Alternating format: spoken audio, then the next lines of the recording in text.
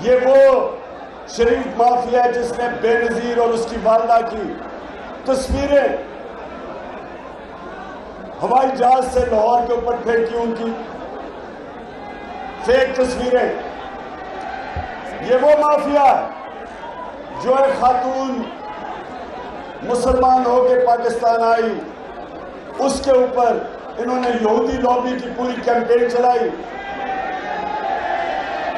उस जमाना के ऊपर इन्होंने झूठा टाइलों का केस किया, अदालत में उसको 1 साल केस में डाला, जबकि वो वाजे हो गया था फोरेंसिक टेस्ट से कि वो टाइलें एंटीक नहीं थी।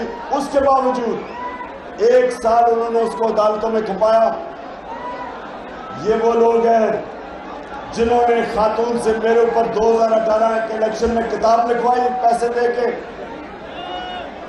और ये अब फिर ईद के बाद मेरी किरदार कुशी करेंगे। इनके लिए मेरा पैगाम है कि मैं आपका तब तक मुकाबला करूंगा जब तक मैं जिंदा हूं।